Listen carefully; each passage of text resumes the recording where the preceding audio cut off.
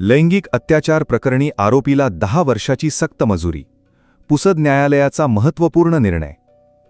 अल्पवयीन मुलीवर लैंगिक अत्याचार केल्याप्रकरणी आरोपी शुभम प्रभाकर कांबळे यास पुसद येथील न्यायालयाने 10 वर्षांची सक्त मजुरी व दंडाची शिक्षा सुनावली.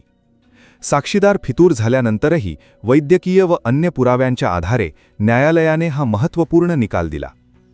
तदर्थ जिल्हा व अतिरिक्त सत्र न्यायाधीश क्रमांक 1 श्रीमती S.N. शाह यांनी हा निकाल जाहीर केला.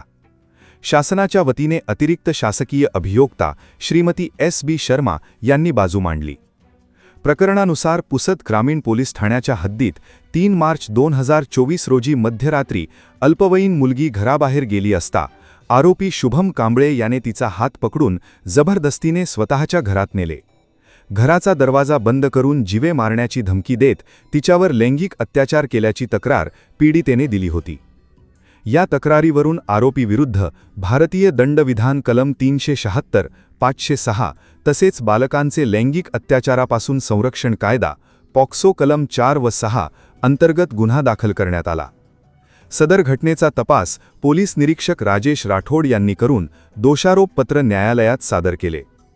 सुनावणी दरम्यान पीडिता व तिचे काही नातेवाईक फितूर झाले. मात्र उलट तपासणीत महत्त्वाच्या बाबींवर त्यांनी कबुली दिली.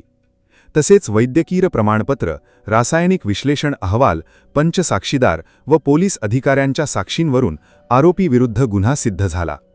न्यायालयाने आरोपीस पॉक्सो कायद्याच्या कलम 4 अंतर्गत 10 वर्षांची सक्त मजुरी व 25,000 रुपये दंड तसेच भारतीय दंडविधानाची कलम 506 अंतर्गत 1 वर्ष सक्त मजुरी व 10,000 रुपये दंडाची शिक्षा सुनावली. दंडाच्या एकूण रकमेतून 25,000 रुपये पीडितेला देण्याचे तर उर्वरित 10,000 रुपये शासनाकडे जमा करण्याचे आदेशही न्यायालयाने दिले. या प्रकरणात पैरवी अधिकारी म्हणून गजानन राठोड यांनी काम पाहिले.